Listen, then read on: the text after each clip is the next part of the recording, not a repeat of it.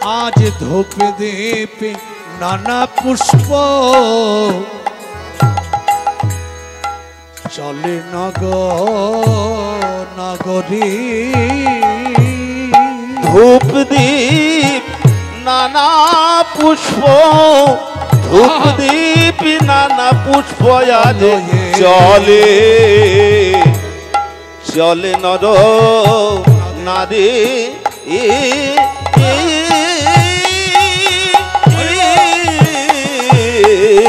আজ ধূপ দীপ নানা পুষ্প ধূপ দীপ নানা পুষ্প লয়ে চলে দেখো চলে নদের নারী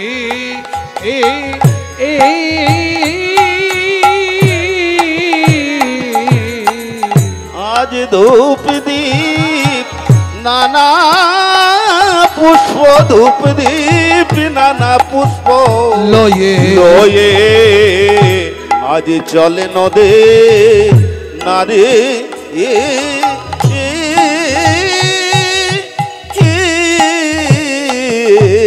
ওগো সুসজ্জিত হেমথারি বলে সুসজ্জিত হেমথালি চলে যা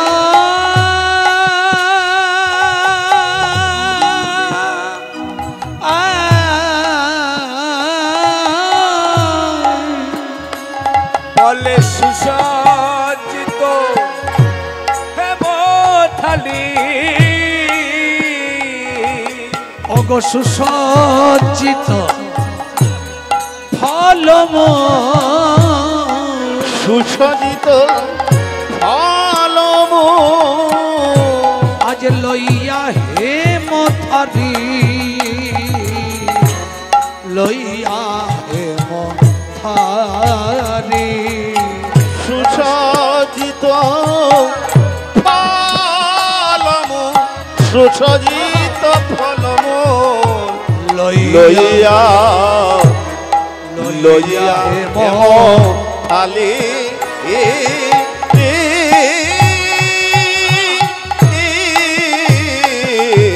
তারা সারি সারি চলেছে তারা সারি সারি চলেছে তারা সারি সারি চলেছে সারি সারি উলুধ্বনি হরি হরি বল, হরি বল। চলেছে লইয়া সব হেমথারি সারি সারি আবার লইয়া সবে হেমথারি সারি সারি চলেছে আজ লইয়ার মাঠে হেমথারি সারি সারি আজ চলেছে লইয়া মাথে হেমথালি সারি সারি চলেছে আজ যত সব নদের নারী সারি সারি চলেছে বলে আজ যত সব নদে নারী সারি সারি চলেছে আজ যত সব নদের নারী সারি সারি চলেছে আজ যত সব নদের নারী সারি সারি চলেছে ও যে যত সব নদের নারী সারি সারি চলেছে আজ যত সব নদে নারী মস্তকেতে হেমথারি যত সব হরি নদে হরি নারী আজ যত সব নদে নারী হেমতালি নিয়ে বলি যত সব নদে নারী হেমতালি নিয়ে বলি যত সব নদে নারী হেমতালি লয়ে আজ যত সব নদে নারী হেমতালি লয়ে বলি আজ যত সব নদে নারী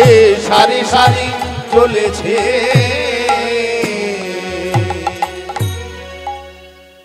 শুধু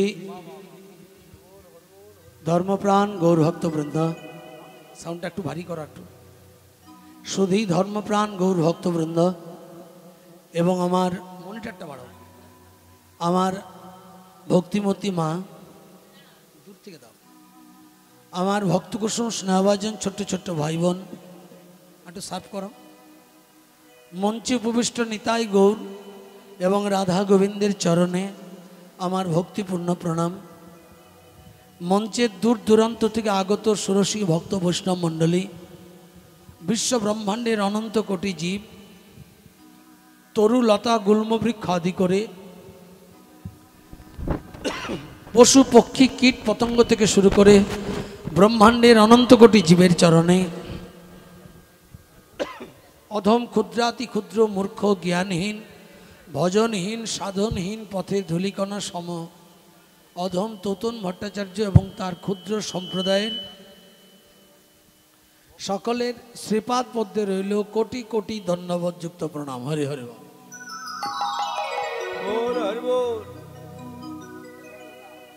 কীর্তন গান পরিবেশন করার প্রাক্কালে তদুচিত গৌরচন্দ্রিকায় আজ আমরা সাধন করছি নবদ্বীপচন্দ্র গৌর সুন্দর।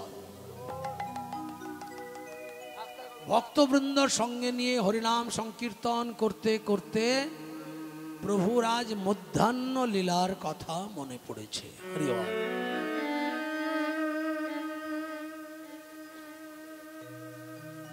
এবং মধ্যাহ্ন লীলার কথা যখন প্রভুর মনে পড়েছে সেই সময় প্রভু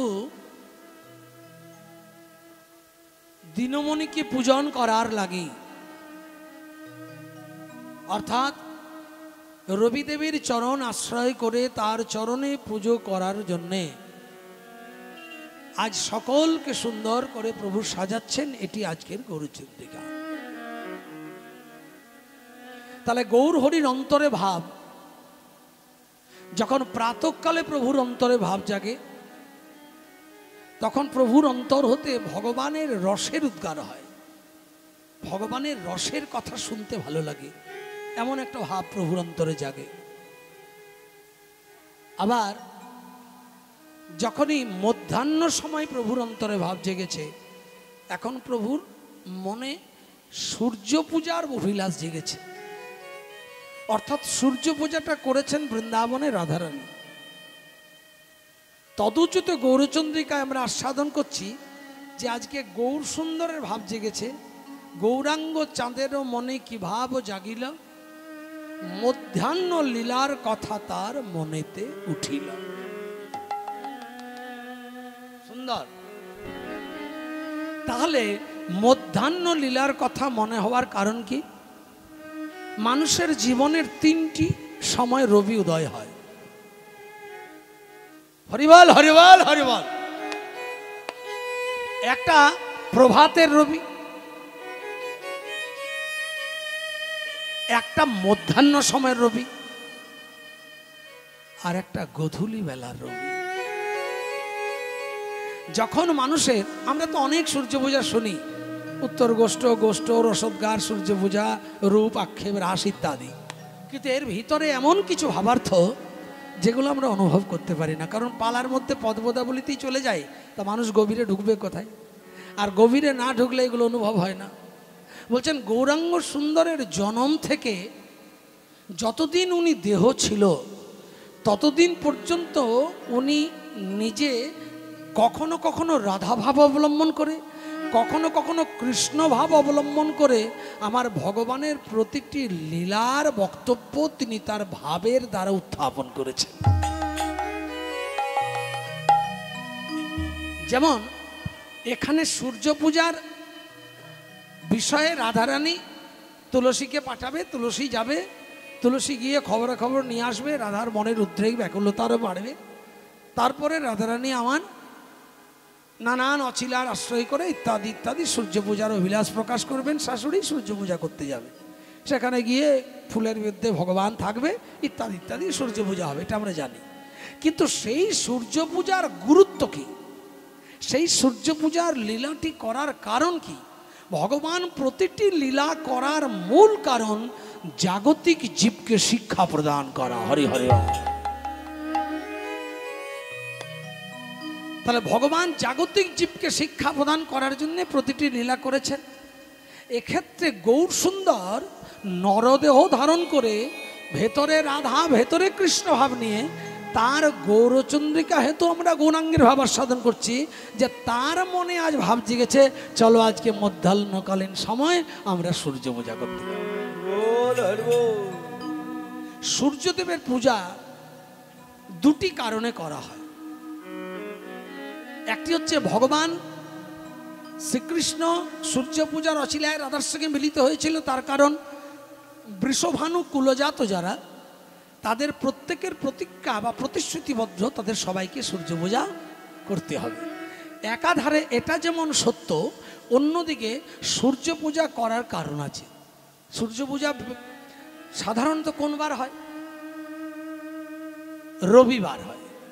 তাহলে রবিবারে আমরা সূর্য পূজা করি, সোমবারে শিব ঠাকুরের পূজা করি, মঙ্গলবারে মঙ্গলচণ্ডী করি, বুধবারে বোধাদিত্য ব্রত করি, বৃহস্পতিবার মা লক্ষ্মীর পূজা করি, শুক্রবার সন্তোষীমার পূজা করি, শনিবার বড় ঠাকুরের পূজা করি, আবার রবিবার গিয়ে সূর্যদেবের পূজা করি। সূর্যদেবের পূজার দুটি কারণ। একটি কারণ হচ্ছে যশস্বী সম্মান এবং ঐশ্বর্য বৃদ্ধি উদ্দেশ্যে। যশ, প্রতিষ্ঠা, খ্যাতি এবং ঐশ্বর্য, মূলত সম্মান। সূর্যের পূজা মানে সম্মান বৃদ্ধি হয়। আপনি রবিদেবের জপ করুন, আপনার সম্মান বৃদ্ধি হবে। আপনি প্রতিদিনান্তে সূর্যদেবের প্রার্থনা মন্ত্র দিয়ে আপনি শয়নে যান এবং প্রতি দিবাভাগের শুভারম্ভে অর্থাৎ পূর্বকালীন দিবাভাগ মানে সূর্য উদয়ের সঙ্গে সঙ্গে আপনি সূর্যদেবের প্রণাম মন্ত্রেরই প্রার্থনা করুন। আপনার ভেতরে যশ, ভাগ্য, ঐশ্বর্য, বিষয়, প্রতিষ্ঠা সব কিছুই তার কৃপায় হবে। এটা একাধারে যেমন সূর্য পূজার সত্য, অন্যদিকে এটা সত্য যে সূর্য পূজা করলে আয়ুরূপী সূর্যের চরণ প্রার্থনা করা হয় এবং সেই প্রার্থনাটা করে কার চরণে? রবি রূপী জীবন সূর্যের চরণে। তা গৌর সুন্দর এখানে সূর্য পূজার উদ্দেশ্যে এটি প্রকাশ করতে চাইছেন। আজকে তার মধ্যাহ্নকালীন সূর্যের কথা মনে হয়েছে এই জন্যেই তিনি বলছেন, হে সূর্যদেব, যদি কেউ শৈশব থেকে তোমার প্রার্থনা করত তাহলে তার জীবনে যশ, প্রতিষ্ঠা, ঐশ্বর্য, পরমার্থ সবকিছু তোমার কৃপা বলে শৈশব থেকেই তার জুটত। মানে ভগবত কৃপা বা ভজন প্রার্থনা করলে তার জীবন ভজন হতো। কিন্তু আজ আমার হঠাৎ মধ্যাহ্নকালীন মনে পড়েছে, কারণ একটাই যে যখন মধ্যাহ্নকালীন সূর্য উদয় হয় মানুষের জীবন রবিরূপে, তখন সেটা যৌবনকাল। তাহলে যৌবনকালে যদি আমি তোমার পুজো প্রার্থনা করি সেক্ষেত্রে কেমন ভাব জাগবে এবং সেই সময়ে ভগবানের পূজা করলে, রবিদেবের পূজা করলে কি প্রাপ্তি হবে, এটা জগজীবকে শিক্ষা দেওয়ার জন্যে প্রভুর অন্তরে আজ মধ্যাহ্নকালীন ভাবের উদয়। হরি হরি। তার জন্য বলছে, গৌরাঙ্গ চাঁদেরও মনে কি ভাব উঠিল, মধ্যাহ্ন লীলার কথা মনেতে পড়িল। তার মানে আমাদের জীবনের তিনটি কাল, একটি প্রাত বা প্রভাত কাল, একটি মধ্যাহ্নকাল, একটি সায়াহ্নকাল। মানে একটি সকালবেলা, একটা পরিপূর্ণ দুপুরবেলা, আর একটা সন্ধ্যাবেলা। সকালে সূর্য পূজা করলে মানে সকালে জীবনের আরাধনা করলে ভগবান কতটা খুশি হয়, মধ্যাহ্নকালীন জীবনের আরাধনা করলে ভগবান কতটা খুশি হয়, আর অপরাহ্ন বা সায়াহ্নকালে সূর্য পূজা করলে ভগবান কতটা খুশি হয়। এটা দেখাতে চাইছেন গৌরাঙ্গ।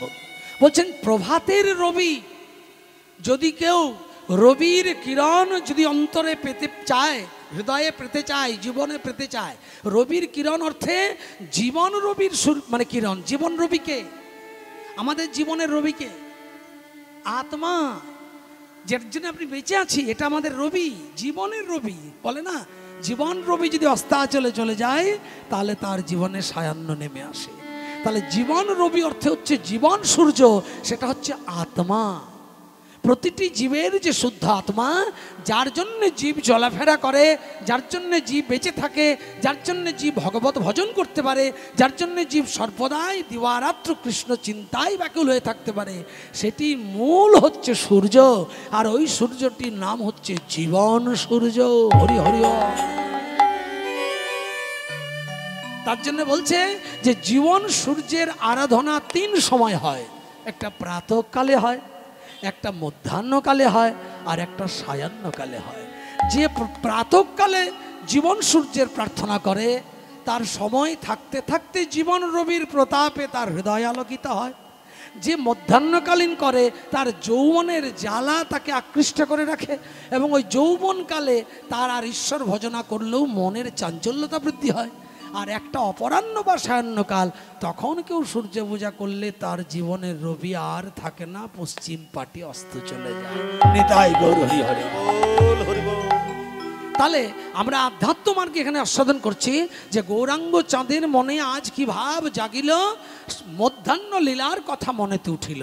তার মানে মধ্যাহ্নকালে যখন কেউ সূর্য পূজা করার আশায় যায়, তখন তার রাধারানীর মতো ঘরে বাদী বিবাদীর বাস থাকে, এবং বাদিনীর ঘরে বাস করে সে যতবারই মধ্যাহ্নকালীন জীবনরূপী রবির আরাধনা করতে যায়, ততবারই তাদের বাদিনী রূপে ননদী শাশুড়ির বাধা, নানান বিপদ সংকুল জীবনের প্রতিবন্ধকতা তাকে মধ্যাহ্নকালে যৌবনের প্রতাপে তাকে চঞ্চল করে তোলে, কিন্তু জীবনরূপী রবির আরাধনা করতে দেয় না। নিতাই গৌর হরি হরি হরি। যদি বা আরাধনা করতে হয়, তাহলে রাধার মতো সব বিপদ ফেলে, সব প্রতিবন্ধকতা ঠেলে, সব বাধাকে সরিয়ে দিয়ে রাধার মতো হা কৃষ্ণ গোবিন্দের চরণ অনুরাগী হয়ে ওই সূর্যরূপে জীবনরূপী পরমাত্মার চরণ শরণাপন্ন হয়ে আত্মত্যাগী হয়ে যদি যৌবন কালেও সে ভজনশীলা হয়ে গৃহত্যাগ করে চলে যেতে পারে, তবেই তার গোবিন্দ প্রাপ্তি বা গোবিন্দ ভজন হয়। যার জন্যে আজকে সভাটি এত সুন্দর। আজকে সবাই বলছে, বলে চলো যাব মোরা পুজিতে,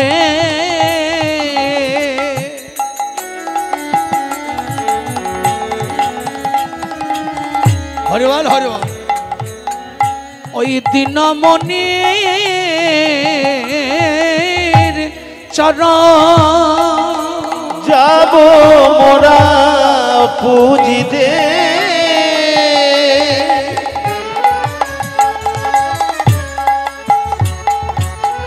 ওই দিনমণির চরণ। চলো যাব মোরা পুজিতে,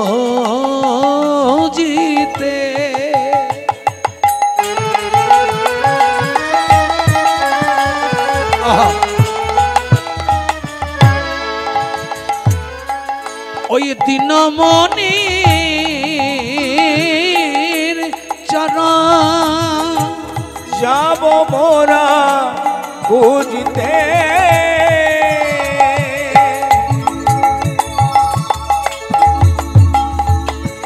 ওই দিনমণির চরণ। অগো পূজার সামগ্রী লয়ে সকলে যাইব এক মন, বলে পূজার সামগ্রী লয়ে আজ যাব এক মন।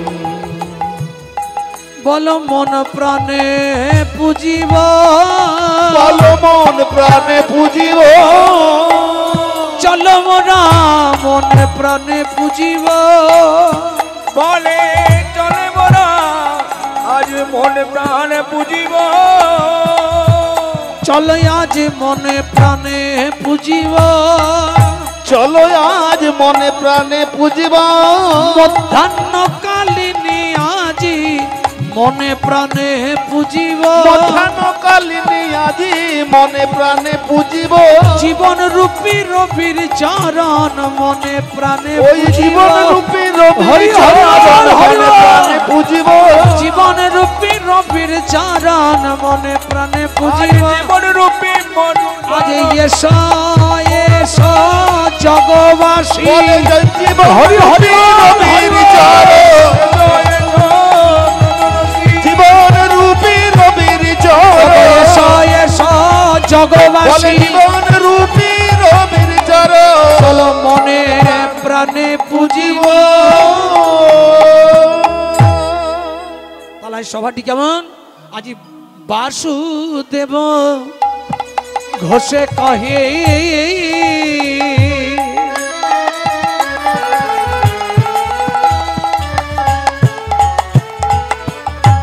আজ মনের সে বাসুদেব ঘোষে কহে মনের হরিষে আজ বাসুদেব ঘোষে কয়ে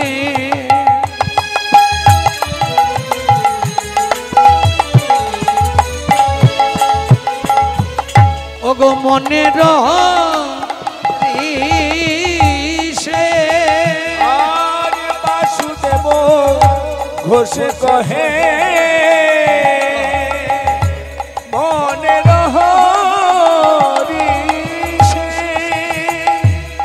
ওগো মধ্যাহ্ন লীলার কথা আজ করিল প্রকাশে মধ্যাহ্ন লীলার কথা আজ করিল প্রকাশে ওই মধ্যাহ্ন লীলার কথা করিল প্রকাশে আর মধ্যাহ্ন লীলার কথা করিলাম প্রকাশে আজ প্রকাশ যে করিল প্রকাশে করিল আজ প্রকাশ যে করিল আজ প্রকাশ যে করিল ওই মধ্যাহ্ন লীলার কথা প্রকাশ যে করিল মধ্যাহ্ন লীলার কথা প্রকাশ করিল ব্রজ হতে নদায় সে প্রকাশ করিল ব্রজ হতে নদায় সে প্রকাশ করিল ব্রজ হতে নদায় সে প্রভু প্রকাশ করিল জ্যোতি লটাই সে প্রকাশ করিল দিনমণি পুজো করিতে প্রকাশ করিল ওই দিনমণি পুজো করিতে প্রকাশ ওই করিল ব্রজ হতে নদায় সে প্রকাশ করিল জ্যোতি লটাই আজ আমার আমার শ্রী গৌরাঙ্গ হরি হরি সে প্রকাশিল সে প্রকাশিল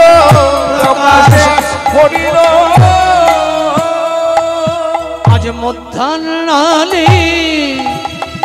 লাদ কথা মনেতে পড়িল হরি হরি বল সভাটি কেমন হয়েছে আজ আজ বাসুদেব সাউন্ডটা হালকা লাগছে টোনটা বাড়াও আজ বাসুদেব ঘোষে কহে মনের হরিষে মধ্যাহ্ন লীলার কথা লীলার কথা প্রভু আজ করিল প্রকাশে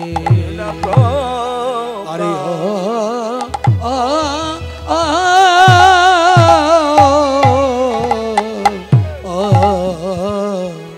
আজ বাসুদেব ও সে কহে মধ্যাহ্ন লীলার লীলার কথা বাসুদেব সে কহে মনে রহো হরি সে বাসুদেব করিল প্রকাশ হে হে মধ্যাহ্ন লীলার কথা মনেতে পড়িল হে মধ্যাহ্ন লীলা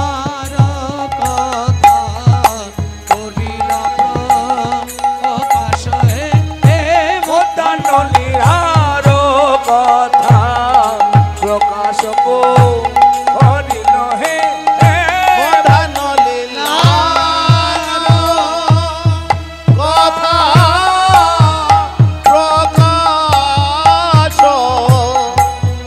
করিল রে হে মধ্যাহ্ন লীলার কথা করিল প্রকাশ হে হে মধ্যাহ্ন লীলার কথা করিলা প্রকাশ হে হে মধ্যাহ্ন লীলার কথা করিলা প্রকাশ হে মধ্যাহ্ন লীলার কথা করিলা প্রকাশ হে মধ্যাহ্ন লীলার কথা করিলা প্রকাশ হে মধ্যাহ্ন লীলার কথা করিলা প্রকাশ হে মধ্যাহ্ন লীলার কথা করিলা প্রকাশ হে মধ্যাহ্ন লীলার কথা করিলা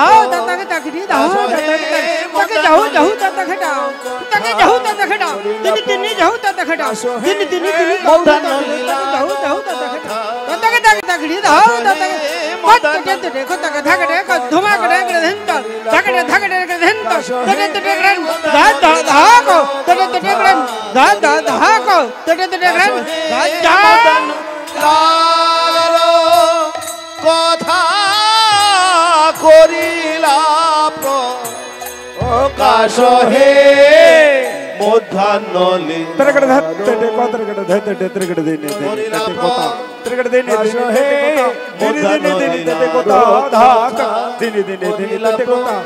প্রকাশ হে মধ্যাহ্ন লীলার কথা করিলা প্রকাশ হে মধ্যাহ্ন লীলার কথা করিলা প্রকাশ হে মধ্যাহ্ন লীলার কথা করিলা প্রকাশ হে মধ্যাহ্ন লীলার কথা করিলা প্রকাশ হে মধ্যাহ্ন লীলার কথা করিলা প্রকাশ হে মধ্যাহ্ন লীলার কথা করিলা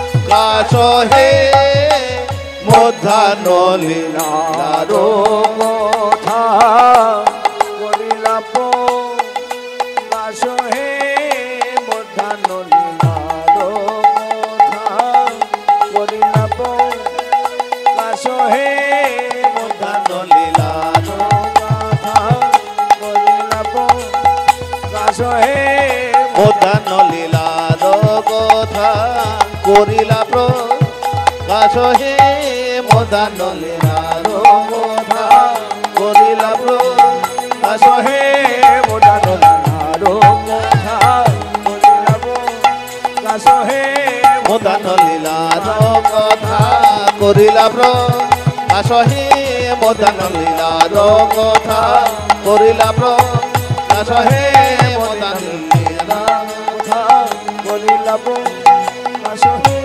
মধ্যাহ্ন লীলার কথা কাশ হে মধ্যাহ্ন লীলার কথা করিলা প্রকাশ হে মধ্যাহ্ন লীলার কথা করিলা প্রকাশ হে মধ্যাহ্ন লীলার কথা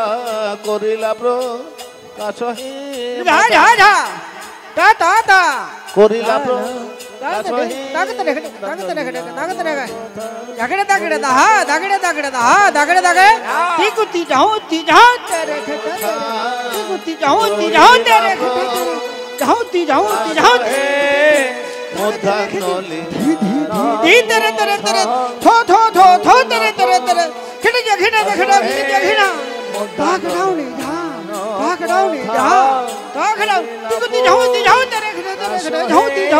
মধ্যাহ্ন মধ্যাহ্ন লীলার কথা করিলা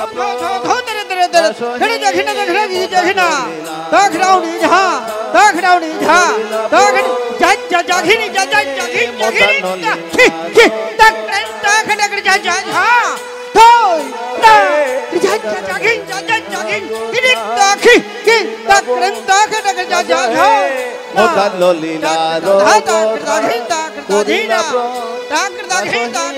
মধ্যাহ্ন লীলার কথা করিলা প্রকাশ হে মধ্যাহ্ন লীলার কথা করিলা প্রকাশ হে কাছো হে মদন লীলা তাক্রান্তা খেটাকা জাখেনে তাকে ধুমাখড়া গধন্তা খেটা গাছো হে তাকে ধুমাখড়া ধুমাখড়া ধুমাখড়া ধুমাখড়া গধন্তা খেটে ধা গধন্তা খেটে ধা কথা করিলাব কাছো হে মদন লীলার কথা করিলা প্র কাছো হে মদন লীলার কথা করিলা প্র কাছো হে মদন লীলার কথা করিলা প্র কাছো হে মদন লীলার কথা করিলা প্র কাছো হে মদন লীলার কথা করিলা প্র কাছো হে মদন লীলার কথা করিলা প্র কাছো হে মদন লীলার নিতাই গৌর হরি হরি হরি হরি লাভ কাছো হে মদন লীলার কথা করিলা প্র কাছো হে মদন লীলার কথা করিলা প্র কাছো হে মদন লীলার কথা করিলা প্র কাছো হে মদন লীলার। ভক্তবৃন্দ, এতক্ষণ আমরা মনিটরটা বাড়াতে একটু মনিটরটা চাই। এতক্ষণ আমরা গৌর কথা আস্বাদন করলাম এবং গৌর কথার মধ্যে আমরা আমাদের একটি সার বস্তু খুঁজে পেলাম। সেটা হচ্ছে যে যদি কেউ মধ্যাহ্নকালীন জীবনরূপী রবির আরাধনা করেন তাহলে তাকে অনেক প্রতিবন্ধকতার সাগর ঠেলে, অনেক প্রতিবন্ধকতার পাহাড় ঠেলে, অনেক বাধা বিপত্তিকে দূরে ঠেলে অন্তরে যদি ব্যাকুলতা এবং ভগবত ভজনের অভিলাষ বা অভিপ্রায় থাকে তাহলে সে ভগবানের চরণ পেতে পারে। নিতাই গৌর। হরি বল হরি বল। যখন প্রভু এই মধ্যাহ্নকালীন পুজোর জন্যে সমস্ত নদের নাগরীদের ডাক দিচ্ছেন, নদের নাগরীরা প্রভুর রূপে প্রলুপ্ত হয়ে সকলেই আজ প্রভুর চরণ রূপে সূর্যের পুজো করার জন্য যখন তারাও ব্যাকুল চিত্তে ছুটছেন, তখন তাদের মনেও একটা বাসনা যে আমরা যদি আজ ভগবান রূপী রবির চরণ পেতে অর্থাৎ সুরধ্বনির তীরে গৌরাঙ্গের চরণ পেতে যদি আমরা সবাই সেই পূজার অছিলায় হেমধারী পূর্ণ করে ছুটে যাই তাহলে আমাদের জীবনেও তো সংসার জগতে অনেক বাধা আসতে পারে। হরিবল পারে। তাই আমাদের জীবনে সেই বাধাটা যদি আসে তাহলে সেই বাধায় কলঙ্কের কালিমা এবং কলঙ্কের মালাখানি আমাদের গলায় পড়তে হবে। তোরা কি পারবি না করি? স্বাভাবিক কোনো ঘরের যদি কুলবধূ কেউ যদি পরপুরুষের দর্শনে যায়, মনে করুন আপনারা পুজোর অছিলায় যাচ্ছেন যে সূর্য পূজা করলে আমরা জানি আমাদের গৃহের মঙ্গল হয়, জীবনের মঙ্গল হয়, অন্তরের সমস্ত কালিমা মুক্ত হয়, সম্মান যশ প্রতিষ্ঠা ঐশ্বর্য প্রাপ্তি হয়। কিন্তু আমরা যার পুজো করতে যাব তার পুজো করতে গেলেই তো আমাদের ঘরের জনকে ছেড়ে ঘরের অভিভাবককে বাদ দিয়ে তো আমাদের যেতে হবে। তা আমরা যদি ঘরের অভিভাবককে বাদ দিয়ে যাই তাহলে পাড়াপড়শির লোক আমাদের কুলটা কলঙ্কিনী বলবে, কত কটু কথা বলবে। নদের নাগরীরা বলছে যদি বা যেতাম দিনমণির পূজায়, কিন্তু যাব না। বলে কেন? বলে গেলেই তো আমাদের কলঙ্কের কালিমা গায়ে মাখতে হবে, তিরস্কারের মালা গলায় পড়তে হবে, আমরা যাব না। পদকর্তা নাগরীর রূপ অবলম্বন করে লিখছে, বলছে শোনো বাপু, কেউ যদি ত্যাগের মতো ত্যাগ করে প্রকৃত ত্যাগিনী হয়ে কেউ যদি আমার রবিরূপী ভগবানের শ্রীপাদ পদ্ম ভজনার জন্যে মন প্রাণ কুলশীল গুরু গৌরব সব কিছু সঁপে দিয়ে যেতে পারে, তার জীবনে কলঙ্কের হাটটাও একদিন ফুলের মালা হয়ে যায়। একটু জোরে বুঝতে পারছেন? শাস্ত্র বলছে প্রহ্লাদেন পিতৃতাজ্ঞা, একটু বাড়াও, বিদুরেই না সবান্ধবা, প্রেসার হচ্ছে, বলিলং আচার্য ত্যাজ্ঞা মা তার ভরত নহি গোপ্যা পতিং ত্যাজ্ঞা গোবিন্দম শরণম ব্রজ। শাস্ত্র বলছে বলছে দেখুন, ত্যাগের মতো ত্যাগ যদি কেউ করে তার ভগবত প্রাপ্তি হবেই। আমাদের ত্যাগগুলো ত্যাগের মতো হয় না। কেন? ওই মায়া প্রপঞ্চময়, মায়া দিবারাত্র আমাদেরকে ঘিরে ধরে আছে। মায়া যদি মানুষকে প্রলুব্ধ করে, ত্যাগ তার জীবনে আসবে? মায়ার বিপরীতটাই তো ত্যাগ। মায়া যার আছে সে তো মায়াবদ্ধ, তাকে তো পিছনে টানবে নয়। কলির যুগ, প্রত্যেকেই জীব হচ্ছে কৃষ্ণের দাস, কিন্তু আমরা কি দাসবোধ চিন্তায় ভগবানের সেবাতে কেউ নিজেকে নিবেদন করতে পারি? মা বলে যদি তাই পারতাম বাবা, তাহলে কি আর এত সংসারে ব্যস্ত হতাম? যদি তাই পারতাম তাহলে কি এত সংসারের ব্যস্ততা বাড়তো? না। তাহলে কেন বেড়েছে? মায়া। ভগবানের প্রকৃতি শক্তির তিনটে রূপ, একটা যোগমায়া, একটা মহামায়া, একটা মায়া। মানুষ 50 গুণের অধিকারী, আমরা মায়ার বশ। হরিবল হরিবল হরিবল হরিবল হরিবল হরিবল হরিবল। মায়া আমাদেরকে ছেড়ে কোনোদিন যাবে না। কেন বলুন তো? আমরা প্রত্যেকেই তো 50 গুণের অধিকারী। দেবদেবতা কত গুণের অধিকারী? 55 গুণের অধিকারী। তারা কার বশ? মহামায়ার বশ। আর ওই যে বাঁশরি বাজাচ্ছেন যিনি, উনি কত গুণের অধিকারী? উনি 64 গুণের অধিকারী। উনি কার বশ? উনি সাক্ষাৎ যোগমায়ার বশ। তাহলে যারা মায়ার বশ তারা কোনোদিনই ত্যাগ সৃজন করতে পারবে না। যারা মহামায়ার বশ তারা যদি বা পারে, কিন্তু যতদিন না যোগমায়ার করুণা লাভ হবে, যোগমায়ার উপস্থিতিতে তার পরমাত্মার সঙ্গে ত্যাগী আত্মার যোগ সাধন না হবে, ততদিন তার কোনরূপ ভগবত প্রাপ্তি হবে না। হরি হরি। তাহলে বলছে ত্যাগের মতো ত্যাগ কেমন? যেমন আপনারা কীর্তন শুনতে এসেছেন, আপনারা কি সব ত্যাগ করে এসেছেন? হরি বল।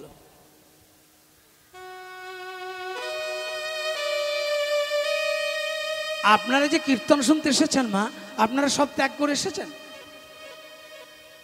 আসতে পারবেন না, কারণ এ মায়া প্রপঞ্চময়, আমরা মায়ার অধিকারী। মায়া আমাদের বাতাসের মতো চারিদিক ঘিরে আছে, আপনি চাইলেও পারবেন না। বলে তাহলে কি ত্যাগ হবে না জীবনে? হবে। ভগবত পূজনের, ভগবত ভজনের তার পন্থা আছে। ত্যাগ আসে কোথা থেকে? সাধুর সঙ্গ থেকে। শাস্ত্র বলছে সাধু সঙ্গ, সাধু সঙ্গ সর্বশাস্ত্রে কয়, লোবা মাত্র সাধু সঙ্গ তার ভগবত প্রাপ্তি হয়। সাধুর সঙ্গ হইতে হয় শ্রবণ কীর্তন, শ্রবণ কীর্তন হইতে হয় তার সমস্ত অনর্থ নিবর্তন, অনর্থ নিবৃত্তি হইলে তাতে রুচি উপজয়, যে রুচি হইতে হয় আসক্তি প্রচুর, যাহা হইতে জন্মে রে ভাই কৃষ্ণ প্রেমে প্রত্যঙ্কুর। হরি হরি। মানেটা বুঝলেন? মায়া কখন ছেদ হয় জানেন? যখন সাধুর সঙ্গে প্রবণতা বাড়ে। আপনি একদিন কীর্তন শুনে আপনার মায়া চলে যাবে না।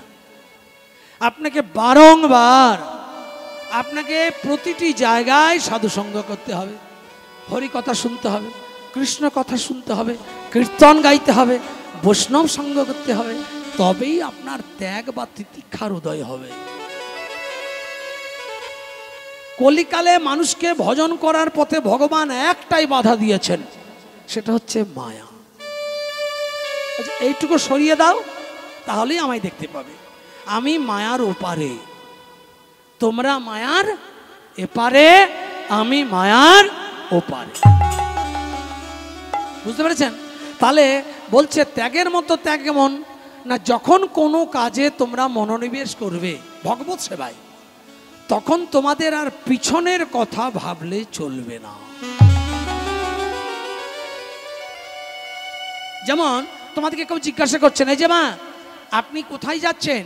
তুমি বললে যাই একটু, আমি ওই কৈলাসে গিয়ে একটু ভোলানাথকে দর্শন করে আসি।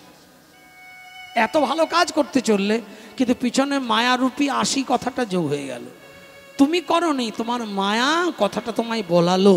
তার মানে তুমি যে ভোলানাথ দর্শন করতে চললে, তোমার সবটাও যদি তার চরণে তুমি সঁপে দিব চিন্তা করে যেও থাকো, তবু মনের মায়ারূপী একটা অংশ তোমাকে পিছন টানছে। বোঝা গেল? তার জন্যে যখন তুমি কোনো কাজে যাবে, তখন তোমাকে আত্মত্যাগী হতে হবে। কেমন ত্যাগ?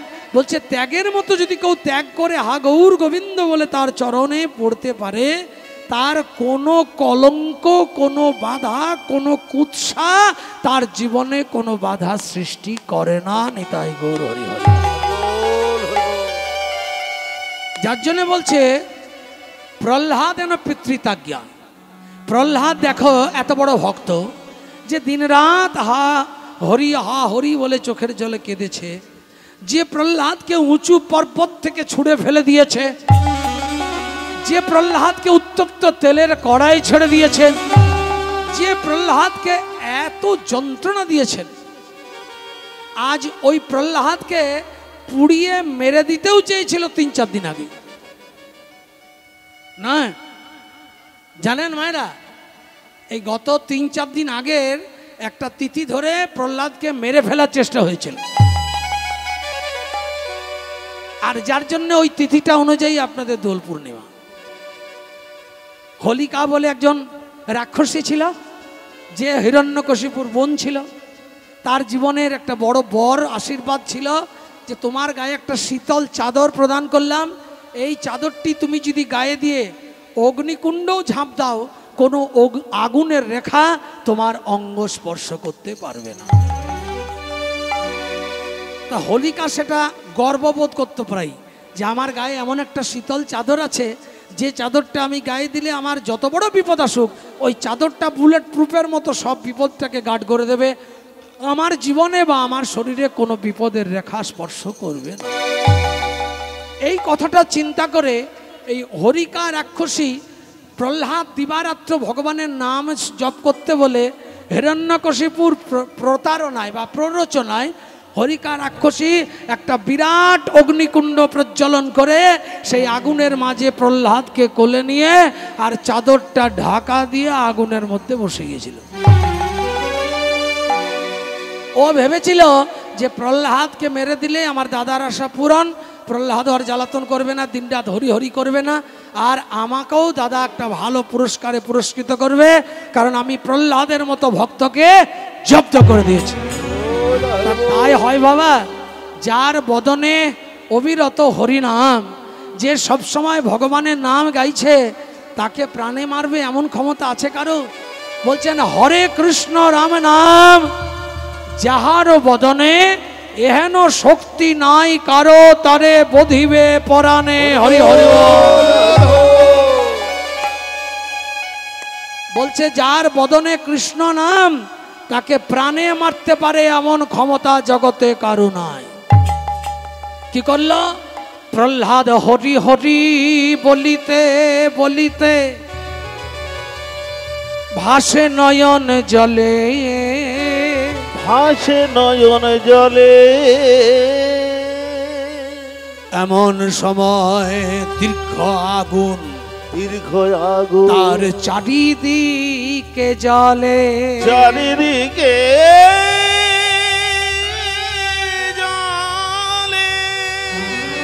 উত্তরীয় নিয়ে গায়ে প্রহ্লাদে নিজ ক্রোড়েতে করিল,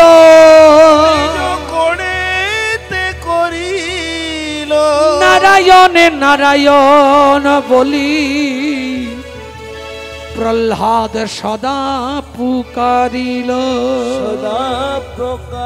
সবাই মিলে একবার হাত তুলে তুলে নমো নারায়ণ নম, নমো নারায়ণ নম, নমো নারায়ণ নম নম, হরি হরি নারায়ণ নম, নমো নারায়ণ নম, নমো নারায়ণ নম নম, নমো নারায়ণ নম, নমো নারায়ণ নম, নমো নারায়ণ নম, নমো নারায়ণ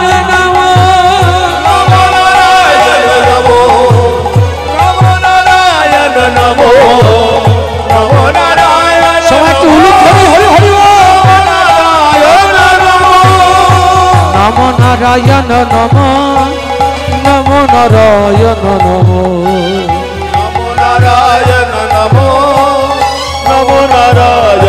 নমো বাস অমনি অগ্নিকুণ্ডে যেই হরিকা শিশুরে ক্রোড়ে নিয়ে ঝাঁপ দিল, হরিকার অঙ্গ পুড়ে ছাই হয়ে প্রহ্লাদের জীবন বেঁচে গেল। হরি হরি